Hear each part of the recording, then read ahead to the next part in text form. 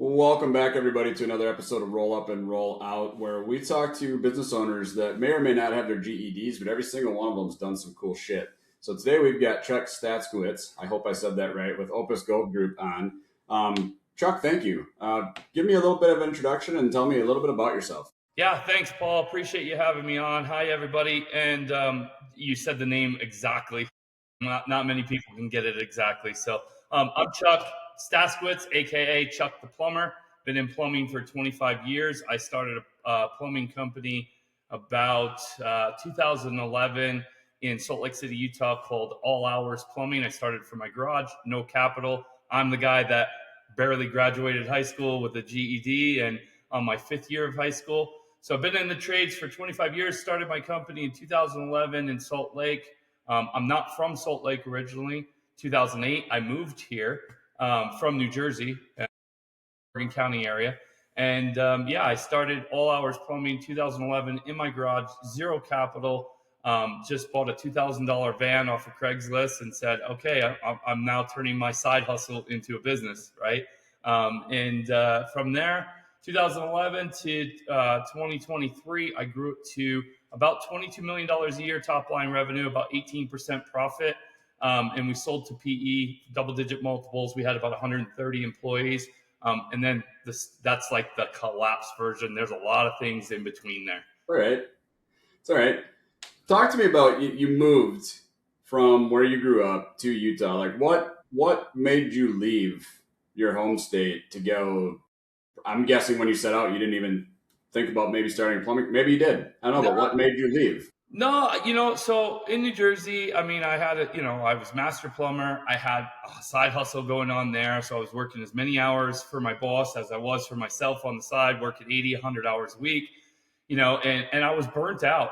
And I came out after just dedicating to my career for so many years. I stopped snowboarding, and I love the snow. I love snow sports. And so I stopped for a while, and then I got back into it, and I came out for a ski vacation in Utah, and I was just like, holy cow, I saw the potential. And I told my friends, it was February of 2008 that we came out for a ski vacation. I told them all then, I'm like, I'm moving here. And they're like, you're crazy. Like, you got everything lined up. You got a great career. You're making great money. Like, you're not going anywhere. By that September, I was gone. Once I put my mind to it, I was ready to go. And I just, I was tired of the traffic. I was tired of traveling to go do the snow sports if I had to, right? It was all about time, right? And I can correlate this with, I was doing it back then, but I didn't know I was doing it. If you can tell, I'm in my garage right now. Yeah. People are like, what the hell are you doing in your garage doing a podcast, right? Well, it's how you set up your environment is, for success, right? So my move from New Jersey to Salt Lake City was setting up my environment for success so I could go ski when I want to and still be close to work, right? Same thing with why I'm in my garage and doing a podcast, because my office is in my garage, my gym is in the back there, and I like to tinker and play with snowmobiles and side-by-sides and stuff like that. It's all right here. So if I have 10 or 15 minutes, I can go hit the treadmill, right? If I have another 10 or 15 minutes in between calls and, take a break from my office or creating, I can go tinker in the garage. So again, I didn't know I was doing that years ago, but now I do know I was doing that, and now I do that with a lot of, if I want to change my habits, and I want to create better habits and move faster and control my time, I'm a product of my environment. So creating my environment to support anything that I want to do is a huge thing for me. That's an interesting thing to talk about, because I think a lot of people, we do that subconsciously before we even become aware of what we're actually doing. Like, there was a phase when I got out of retail and went into automotive and started selling cars where subconsciously I started to realize, like, time is literally money. And so how do I make myself more efficient? How do I, just really respect my own time? And then, but how do I fit in the things that I enjoy that fill me up? Because I think we so often as owners, and even high achieving like salespeople or high achieving production people, like, we put off like the things that we like to do because it's not efficient to go and do those, and we feel like it's taking away from something else. So like that's really cool that you were doing that at that level. You said something in there at the start that really kind of, I think, resonated with me. You had a good paying job. You were a master plumber. You had kind of everything you maybe most people would maybe want, and you threw it away, not threw it away, but you walked away from it, moved across, literally across the country. And what did you do when you got out there? Because obviously you moved out there before you started the plumbing company. So what was the progression from I moved from New Jersey, left this comfort, to now I'm in Utah, to then now I'm going to start a business? Yeah. One more thing I want to add to your environment is if your environment is not created for success, the excuses start rolling in. So if my gym's not 3 seconds away from me, I make a ton of excuses of why I'm not going to go to the gym. So that's another thing that I wanted to add there. Secondly, to your question is, I had a plumbing job before I even landed. I bought my first house sight unseen. I like, there was no FaceTime at that time. There was none of that stuff, right? Like I told my realtor, I said, I want the biggest POS in the nicest neighborhood near the mountains. And that's what she delivered. I was making, like, go back to 2008 and everybody knows what happened then, right? So I was making take home $250,000 a year, right? I was paying $1,800 for a 2-bedroom apartment. My mortgage on my first house with, 5 bedrooms, 2,100 square feet on a quarter of an acre right near the mountains, my mortgage was $1,300, and that was at 7%. So you do the math, right? Like I definitely saw the possibilities, and I knew that I could have got into my first home in New Jersey, but for the same house, I was going to spend $800,000-$900,000, right? And then again, I wasn't in the environment exactly where I wanted to be. I had to travel 4 hours to go skiing, and I had to do a lot of work to get to the things that I wanted to do. So I wanted to compress it where, like, when I moved here, I could go ski in the morning and then go to work by 10 a.m., get a couple of laps in. And I skied 85 days that year. So that was what I really wanted to do. And then it just, it progressed. I was having my first child and leverage set in, right? Then I had to grow up a little bit. So, in 2011 is when I was having my first child. My boss, I was commission based. So I had an attitude, right? Like, I was still young and dumb. I had an attitude. I thought I was better than I was. I thought I knew more than I did. And, he put the pressure on me, and I didn't fold. I just kept giving more attitude. But because I was commissioned, he tried to starve me out. And when he tried to starve me out, he couldn't, because I built such a great customer base and loyalty that they would call and they would wait for me. He'd tell them I was off even though I was on, and they'd wait for me 3, 4, 5 days.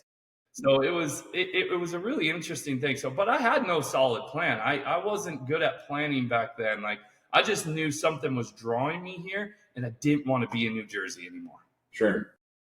Yeah, it's interesting you say that. I think there are a lot of people, even myself, it's been fascinating these last couple of years, the things that we've experienced. And similar background, I went from a $200,000 take home, corporate job to mutually walking away, and one day after about a 2-week layoff and severance and going, my wife came home for lunch and I was like, I think I'm going to start a business. She's like, okay. I don't think she had any idea what that okay actually like set into motion, because I sure didn't. But as I've progressed now, we've gone and we've traveled and we've opened up to new areas, and like, she's like, I don't know that this is an area that I want to have a permanent home anymore. And so I'm okay, well, maybe environment is kind of a thing that's starting to factor into this. And I bet there are other people right now that are going through this exact same thing, where home suddenly doesn't start feeling as much like home as it used to. And you can't really put your finger on it. It's like, as that started to happen to you, was it that literally that trip to Utah for the skiing and stuff that was just like, all of a sudden you're like, this is it? Yeah, I saw the potential. I saw the valley. I saw how many people there were, the open land. And I was just like, holy cow, like, this is untouched. Right. And again, I wasn't planning anything, but I started to calculate, okay, the airport's here. I'm 30 minutes away from 6 ski resorts, and look at all this potential. right? Mm-hmm. If you go back to 2008 in Salt Lake, like it was a good time to buy, right? And I was, looking back at it, I wish I would have bought 10 houses then if I could afford it, because now it would be, they'd be worth 5, 6 times what I paid for them in 2008. I didn't know that. I didn't know that was going to happen, right? I just knew that it's not where I wanted to be. I wasn't where I wanted to be, and it was like, I'm 30 years old. I'm not married. I don't have any kids. Now's the time to do it, right? But then, when I started to have kids, things changed. In like, I think about people that make the shift when they have a family, right? Like, here's the thing, Paul, right? What's the worst that's going to happen? You left a job making $200,000. You give it your all. If it doesn't work out, you go back and get a job making $200,000, right? Like, I had no fear all the way up until 2020, when we all know what happened then. I had zero fear because I wasn't going to fail. Like, I came from nothing. And if I had to go back to nothing, it wasn't scary to me, right? But I was going to put it all on the line to make sure that I came out on top. Bigger the risk, bigger the reward, right? And I'll tell you, when your back's against the wall and your house is leveraged and your mom's house is leveraged and all that stuff, you won't fail.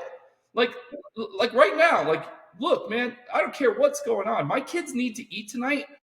No matter what, I'll go outside and get a deer, or I'll find a way for them to eat tonight, right? And that's what these people that these entrepreneurs, or moonlight entrepreneurs, right, that are doing it as a side hustle. It's like, you're not focusing 100% on anything. You're not focusing 100% on your full-time job, and you're not focusing 100% on your side hustle. So when you finally realize, okay, if I give this 100%, it's going to pay me 10 times more. You go all in, man. The world of possibilities open up for you. For sure. I don't think people realize how much actual potential it is out there. I had a friend and kind of a mentor of mine tell me one time, he's like, look, man, he's like, you're going to start your own business. He's like, I'm going to tell you this right now. He's like, you're not going to cut expenses out of it. You're never going to save your way out of it. He's like, the fastest and easiest way to get your way out is sales. He's like, you can make $10,000 in a day faster than you'll ever save $10,000 in a month, faster than you'll cut dollars to try to save stuff, right? So he's like, if you get into a tight spot or a bind, go sell, And I think it's such a simple thing that we lose concept of like, as entrepreneurs, it's almost like we can create that out of thin air with just a little bit of work ethic, and effort. Obviously, you've got to build your pipeline out, but man, I don't know how many owners I've talked to where they're like, man, I don't know what to do. I'm like, go knock doors. What are we doing? Like, why are we sitting here going, I don't know what to do? Have you called all your customers, your past customers? Have you knocked your doors? Have you, gone in? Like, why are we sitting at your office wondering what's going on? Right. But that is a mindset thing that we get hung up on. So you said one other thing. You started with zero capital. Yeah. So you started with cash only, which is super common. You also started this as a side hustle, which is also super common. And from what you said before, your boss at the time was putting pressure on you, wasn't able to kind of get you to bend or break. And at some point in that correlation, you probably made the connection of dots of like, well, wait, like, they're putting pressure on me. He's trying to take deals away from me. People are waiting for me. Why don't I just go do this myself? Well, to be honest with you, Paul, I took another job for benefits, and it was 2011. We're still coming out of 2008, right? And as a master plumber, 12 years in at that point, they told me, oh, we'll start you at $16 an hour. And I was like, okay, I'll do it. So I did it for 90 days, and I tracked my sales, talk about sales, right? And I was producing, they were their billable hour. My billable hour in 2011 for this company was $727 an hour, right? The next guy that was even close to me was 230 something. Okay, so I knew what I had, right? Like, when my 90-day review came in, I was like, okay, I'll work for 16 an hour. I'll show you what I got. Like, let's go, right? So they sat me down for my 90-day review, and they're like, oh, Chuck, come on in. So excited to see you. How you liking things? Blah, blah, blah. We love having you here. I helped them develop a couple departments. I was boosting sales for them. Obviously, my billable hour was well. And they're like, hey, so we want to do the review. you're doing about this. And they were off, right? I was like, actually, it's this. And they were like, yeah, well, so we're so happy. And, we'd like to offer you $18 an hour. And I was like, man, there's just no way. I'm doing 3 times the work than the next guy. I know what he makes. I said, I got to get at least to 25 an hour. Yeah. It's not killing you. And they're like, yeah, sorry, he's been here longer. Right. And I'm like, he's been here longer, but he's doing a third of what I'm doing. Right. Like, that's not okay. Right. So, a long story short, I said, okay, again, leverage. My back was against the wall. And don't get me wrong. Like I said, I wasn't scared, but deep down inside, I was scared. Every day I was scared, not as much when it was just me. And when I was moonlighting, I wasn't really scared. But then when I started to add employees, oh my gosh, the fear for them. And if I was going to fail them was greater, right? But long story short, when they said that, we couldn't agree. I said, okay, I'm going to start my own business, and I went from there. $2,000 van, 2 months later, I hired my first employee. He stayed with me the entire 12 years we were in business. He was a dry cleaner, right? And I told him everything I knew, and he became one of the best plumbers that I had on staff. So that's crazy though. But that is a super common, and this, you coach and do a lot of stuff with these guys. That's a super common way for guys to enter, right? I've got a buddy of mine right now that's working a full-time job for another company, and he's doing some side jobs, and he's starting to see, wow, I actually can make a decent amount of money doing this on my own. And I think it's starting to open his eyes. Plus I'm going like, dude, like, just why are we waiting? Go start, like, go, like, you'll be fine. When you have that cushion and that safety net, you don't make good decisions. Seriously, because you always have something to fall back on. When you are leveraged, right, and you have no room for failure, you're going to make some good decisions. You might make some risky ones. You might fail at some, but I don't call it failure. I call it lessons, right? I learn from them, and then I get better the next time I go to do something. But when you have this cushion or something, it's holding you back from your potential, right? Like if I would have stayed working for $16 an hour or $18 an hour, where would I be today, right? Mm-hmm. Like I wouldn't have given all those people that worked for me the opportunities that they had. I wouldn't have set, like, I'm basically retired at 45. That was my goal. Again, setting up years ago, and I didn't know I was doing it. I always said I'm going to be retired at 45. That was important to me. Another thing too is with that safety net, you have no clear direction. Oh, I'm just doing this for a little extra cash. It's vacation money. Okay, that's your direction. Mm-hmm. Well, when I decided, okay, I'm all in and I'm going to be retired at 45, that's what happened. I knew where I wanted to go. I was clear in the direction that I wanted to go, right? And I'll tell you, side hustles, full-time business owners, entrepreneurs, even people that have multiple companies, they lack clarity, right? They don't know where they want to go, and it's hindering their potential because they're just getting up every day and moving with no direction. Yeah, I agree with that. I mean, it took me a little bit when I started this company to figure out where we wanted to go for it.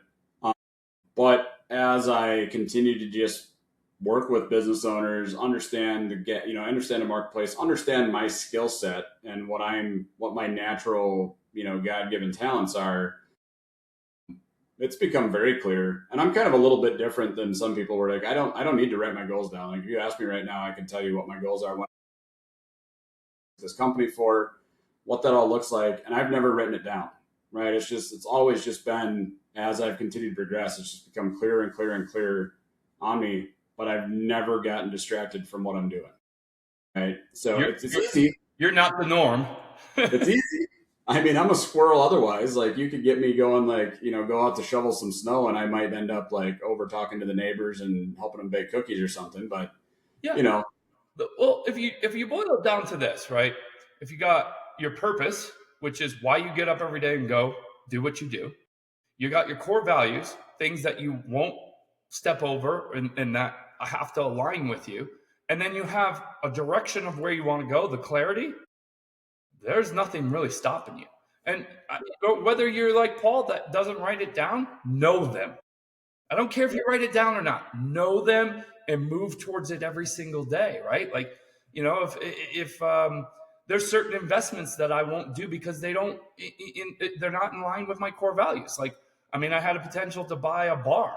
My wife's like, no, absolutely not. We don't. That's not what we do. We don't drink, right? Like, we're not going to do that. And it was a good opportunity, but it didn't align with my core values or my purpose, right? So it's not rocket science. Entrepreneurship. I'm not smarter than anybody else, right?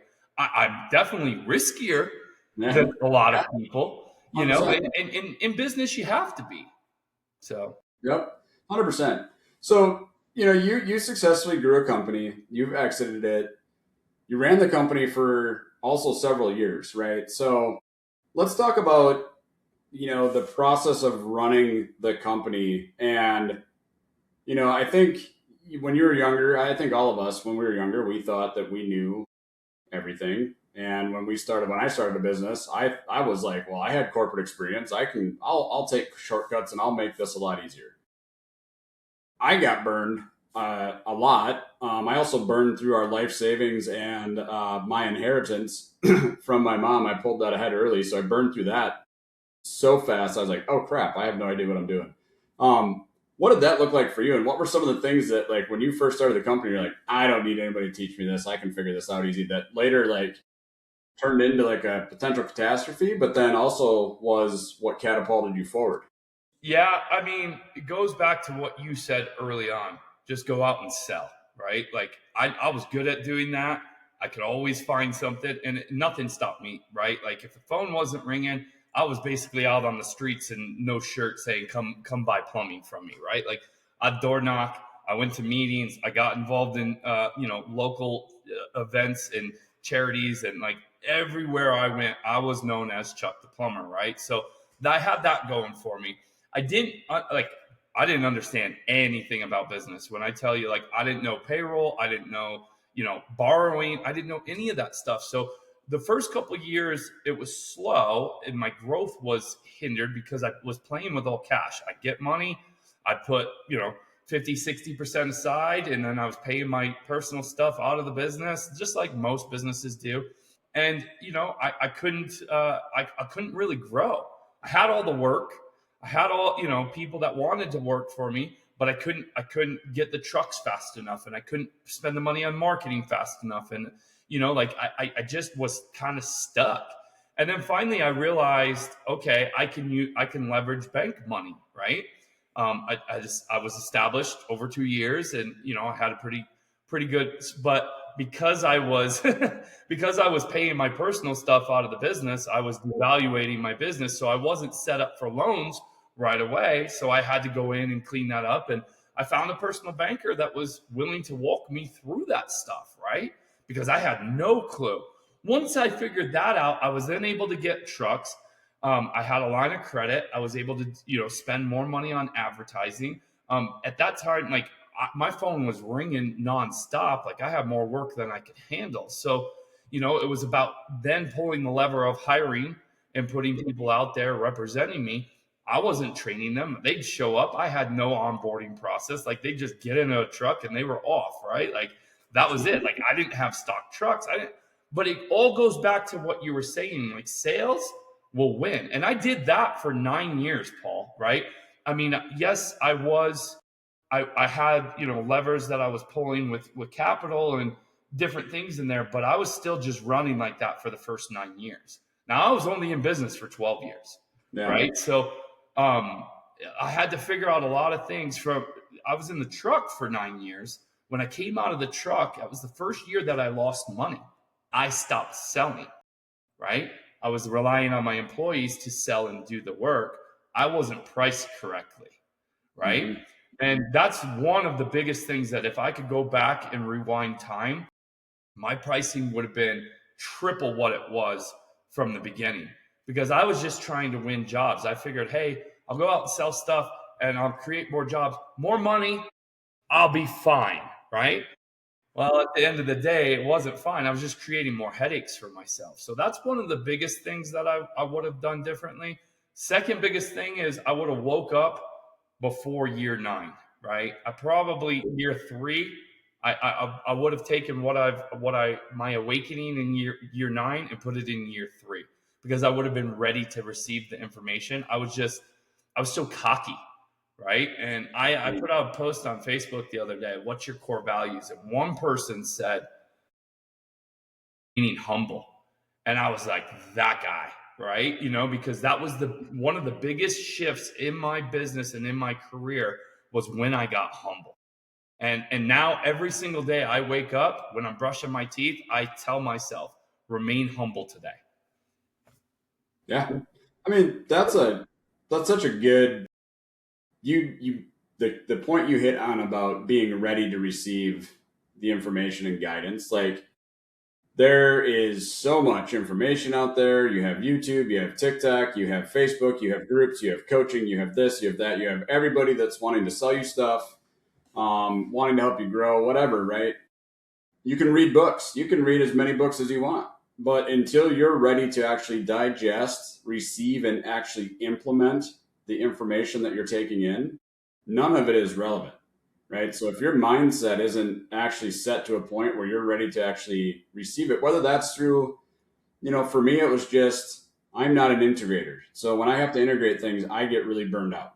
I just want to be in front of people, communicating and talking and selling and educating and bringing value to people. I love bringing people together and solving problems. I don't love setting up my payment processing portal. Like, I would rather jump out a window onto like a pile of Legos than set up a payment processing portal. So like some of it is just, you just only have the ability to learn what your bandwidth is too. But that also kind of brings me to another point for you. When you got to a point where you had to start doing things that weren't your strength, what was it that was that first kind of like catalyst of like, aha, I need this person or this thing, or I will never get past this part? Yeah, I was always really good at knowing, even though I wasn't humble, I was very cocky. I was always good at knowing that my strengths lied in doing the plumbing, doing the sales, stuff like that, right? And I'd hire other people to do those things that I didn't want to do. And when I was growing the company the first 9 years, there wasn't a lot of fractional people out there. This idea of fractional stuff now is amazing. I would have, knowing what I know now, I would use fractional in my business a whole lot more. It's actually cheaper than hiring someone full time, because you don't like, depending on what your size is, you don't need a CFO internally.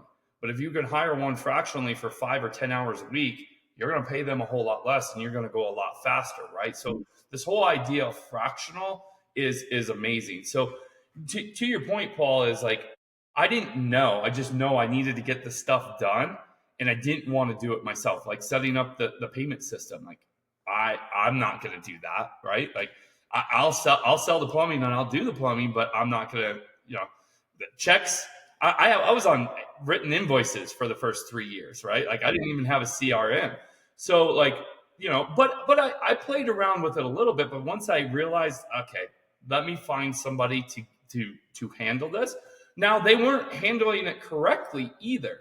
That brings me to my other point of like, because I didn't understand it and I couldn't give them a direction, they were just going with it, right? And then I would get frustrated because it wasn't done correctly. And I was like, hold on a second. Why are you frustrated at them? You should be frustrated at yourself because you're giving them no direction. You don't understand even what it's supposed to look like when it's set up, right? So how are you getting frustrated? So I realized even though there was things that I didn't want to do and I would hire for those positions, I still had to understand each one of those positions, right? Like I look at my son who's 9 years old right now. If when he's ready, I'll grow a company with him, but I'm not going to just give him the company. He's going to come in and he's going to be a helper. He's going to be a warehouse person. He's going to sweep the floors, clean the bathrooms, and he's going to learn every single position, not to do it, to understand it. Because that way he can be a leader and he can direct people, and he understands exactly what he wants to see done when he communicates people to do it, right? And that's what I was doing. Wasn't very good at it, but as it developed, more and more I had to start to ask more questions and better questions of like, okay, our CRM, we were on Jobber for the longest time, right? Yeah. what happens if you do this, right? And tell me why you set it up that way and all the things, right? So I didn't have to know everything, but I had to have an understanding of how everything. Mm-hmm. For sure. No, and it's fascinating because I think as you get to different levels in your business, you realize and you start to realize really quickly, like, okay, like for me, to go to this next level of breaking this next ceiling that we're at, I realize that I need to hire somebody fractionally or internally that I can just hand stuff off to and go, these are the high level things I need done. Go build the systems and processes because that is an absolute drain on me, right?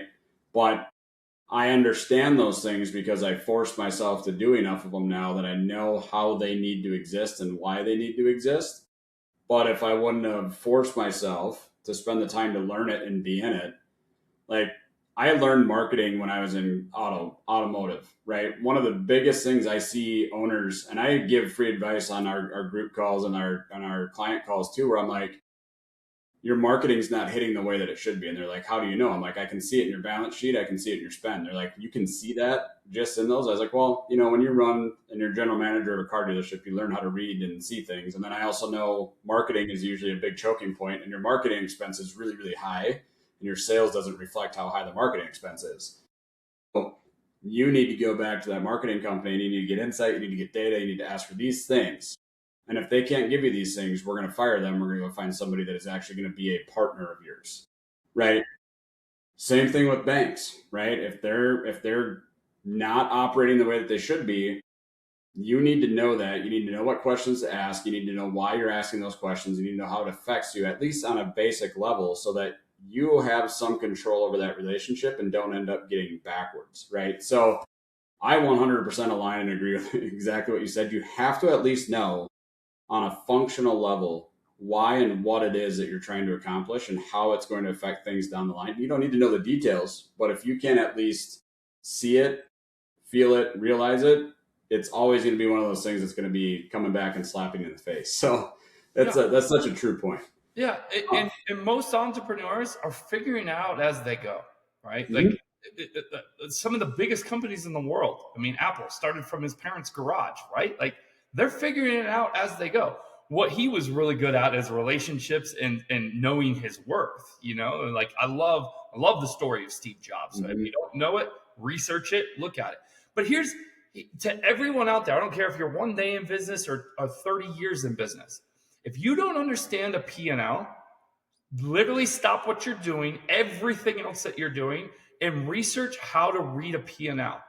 If you want to, reach out to me. I'll walk you through on how to read a P&L. I don't need to know how the numbers got there. I just need to understand what that P&L is, right?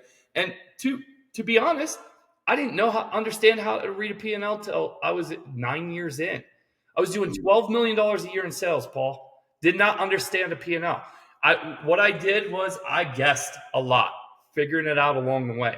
I call myself the Tom Brady of home services. Why? Because every time I'd throw the ball, it was a Hail Mary in the end zone, and it was caught, right? I'm not saying I got lucky because it wasn't. A lot of it was gut instinct too, and I just naturally knew which lever to pull next. And not everything worked out, right? Like I'm not saying everything was great and bells and whistles and unicorns and rainbows. It wasn't.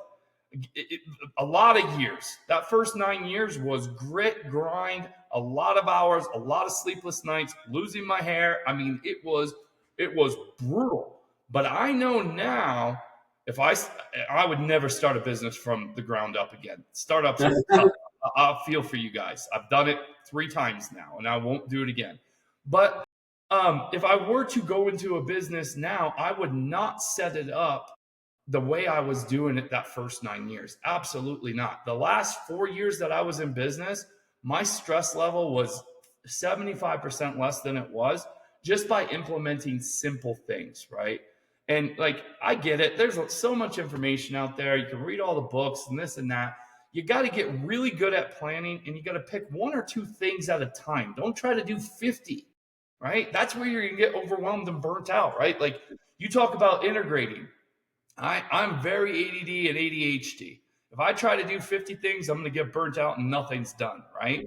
But if I have no other choice, but I've got to implement the payment system, right? If I just focus on that one thing and I plan out, I like to plan in quarters. I plan my weeks and my day the night before, right? That system works for me. Find a system that works for you. Don't overload yourself, right? Like a or setting up a payment system might take you 3 or 4 days if you don't know what you're doing. That's the only thing I'm going to focus on for those 3 or 4 days of the big project. I'm still going to go out and do the sales and deliver the product and everything else that I need. But when I have an hour or so, I'm going to focus on setting up that payment. And then if I get stuck, I'm going to call a buddy or I'm going to tag someone in that I know that, have you done this before? How can I do this faster, right? The other thing is mentorship. Anything that I do right now, right? When I sold my company, I got a mentor who had sold a business and was doing other things afterwards, investments, all those other things. Why? Because I'd never been in that position before.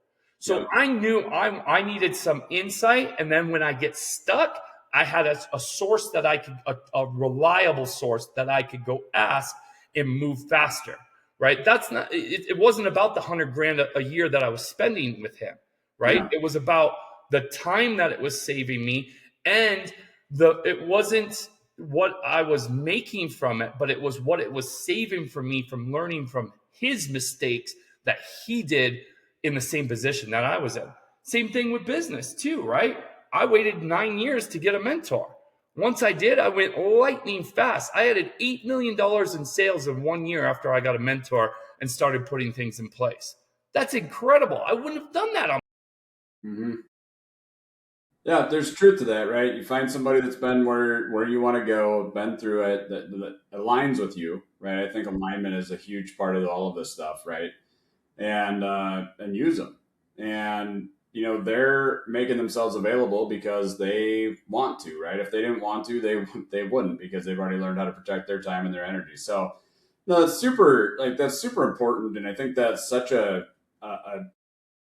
forgotten piece for some of these guys that they just struggle through. I see that in our space with guys with that are in bad debt, right? It's almost like a pride and ego thing.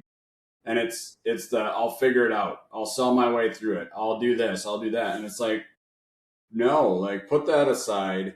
Find somebody that's actually gotten through it before, or find somebody that's actually done what you're trying to do before, and listen to them and allow them to teach you so that you can speed yourself up, because the immediate release of like the stress that changes when somebody's like, here, look, I got you. Like, this is how you're going to do this. You're going to do this. You're going to do that. You're going to take care of this. And like, you start seeing it is palpable, and it's very, you can feel it when you talk to somebody that has that relief that came. You can hear it in their voice. You can see it in their face. You can see it in just the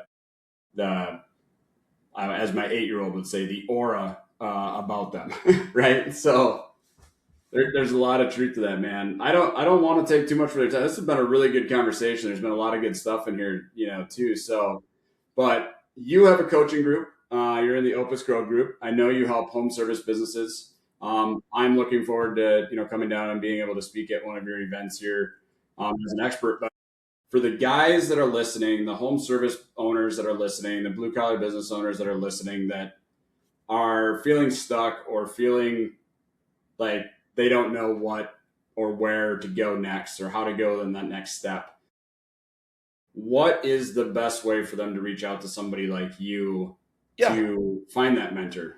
Yeah, I pump out a lot of content on Facebook. You can get free resources there. Find me on Facebook, friend me, follow me, DM me. I do have I'll send you a link where you can book a 30-minute strategy session, and we'll figure some things out in your business. This is one of my purposes, right? Like, I had somebody mentor me in my darkest times to bring me to some of my best times. That's why I just decided to start and partner with my sister on the Opus and Golds group. You can find me at opusgolds.com, OPUSGOLDS.com. You can book a strategy session right through there. You mentioned our event. We do events a little bit differently. I know people are like, oh, another event, right? Our events are completely different than anything you've ever been to. I've been to hundreds of events of events, right?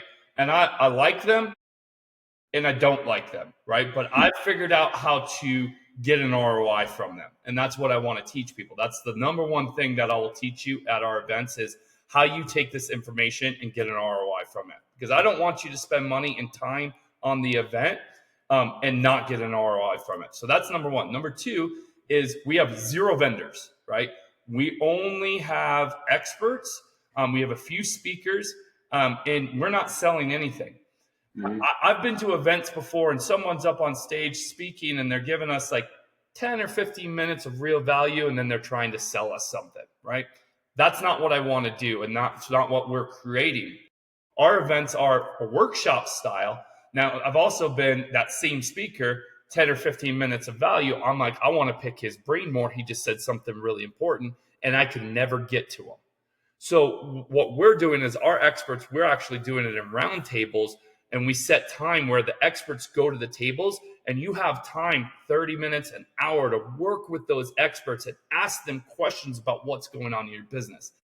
Third thing that we do different is I'm an adventure guy. I'm an adrenaline junkie. I love snow sports. I love anything with a motor. So we tie an adventure in on the second or third day, right? And I'll set, hopefully Paul puts the link in how to sign up. We've got one coming up in May. 5th through 7th in Houston. So it's VIP's first day. Second day is the workshop style.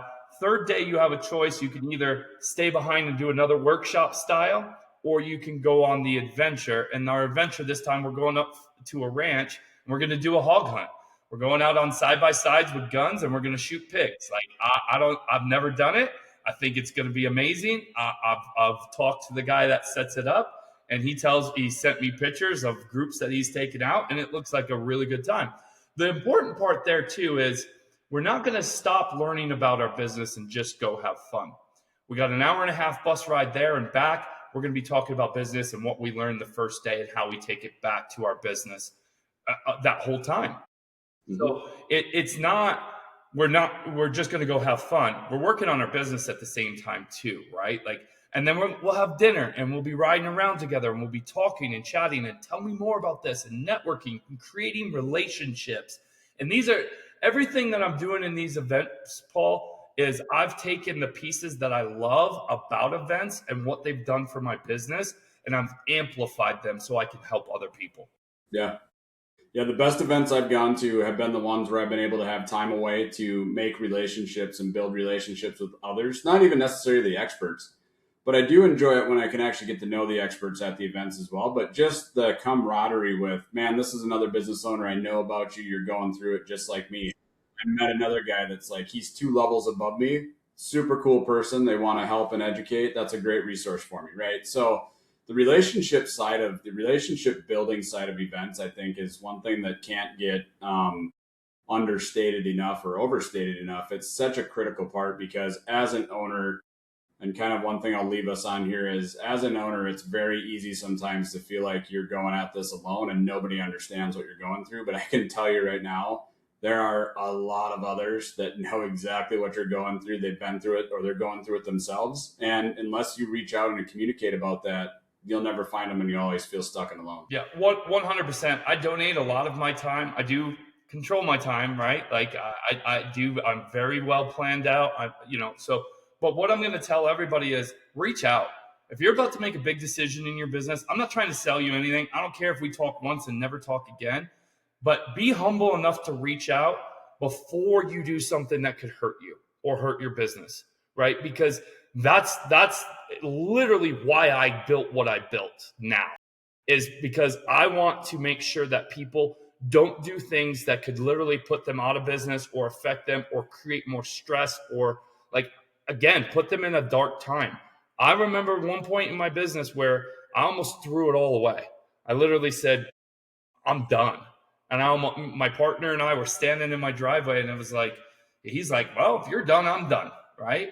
And if I didn't have the community that I had, I don't know where I'd be today. So suffering is a choice and you choose to stay stuck, right? So if you know that, wherever you're at in your business today, I don't care what it is. I don't care what time it is.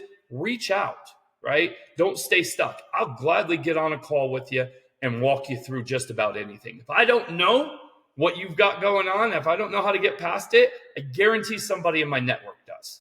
Yeah. Awesome. For sure. Well, man, I appreciate your time. Thanks for coming on and spending a decent amount of time with us. The content was great. The lessons were great. For those of you that are listening, please like and share, follow, get this out there. This is a podcast that's built by and for business owners, especially in the home service, blue collar space, because I think it's great to just learn through communication and sharing stories, and you find out that everybody's kind of the same. So until next time, I appreciate everybody. Thank you. Thanks, everyone.